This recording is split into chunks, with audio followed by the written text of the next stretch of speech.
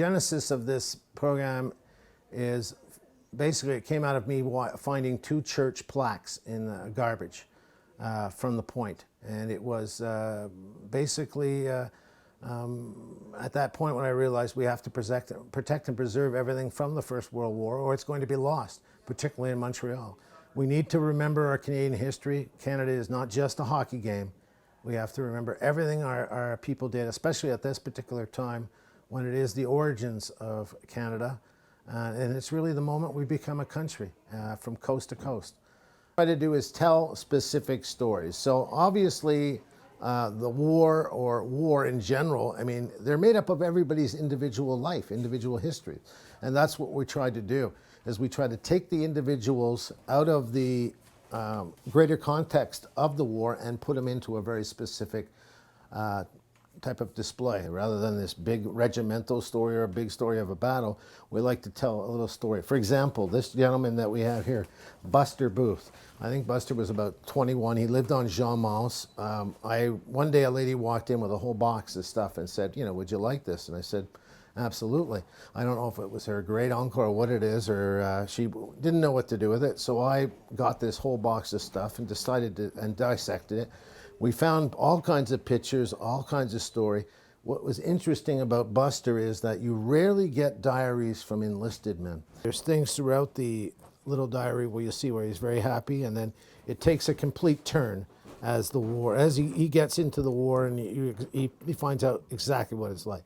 For example, September 28, 1915, trenches for first time, back in Locre. So on Sunday the 26th, he has his first moment in the trenches. On the 27th, back in Locre. 28th, back in the trenches. 29th, in the trenches.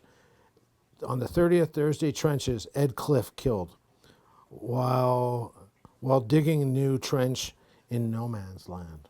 A kid came in one time selling his grandfather's stuff for absolute peanuts, for like 500 bucks. He brought it in this box, and in it was everything here you see. So you just don't see this stuff today. We had his kilt or his underwear, which you never really see in a kilt, but the guy must have built some underwear for himself to wear under the kilt because it was so freezing. They wore these in battle. Imagine, they wore, through the First World War, the Canadian Highland regiments wore kilts. This is something he built. He built a pistol case out of a water bottle sack. I mean, it's just very, very strange stuff he got. Here he talks about, in the little letter here, he talks about on that battle in Courcelette. He talks about it being the first day they used the tanks, which was September 15th, 1916. And he talks about that the only thing he took out from that period was this, I guess, what is that, an epaulet? What do you call this? Shoulder strap from a German soldier, and he took that off out at the sunken road. His name is Lieutenant Edward Stewart Turner. Edwin. He was in the Black Watch, the second of the 3 regiments, the battalions that the Black Watch from Montreal sent over. Edward VIII was at the Vimy Memorial. He was doing the official unveiling, and he asked one of his aides, who is that woman with all the medals up front? And the aide found out, and he said, it's Mrs. Woods.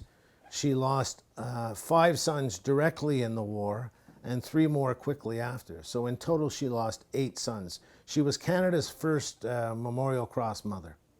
Once again, there's no celebration about her. There's no monument, anything to talk about this woman who is in fact our first Memorial Cross mother. Protect everything from a tablet to a medal to a book to a piece of paper. It's all important Canadian history, but more so it's people's individual lives that have to be remembered. You can't just throw it all away and start anew. You have to remember things.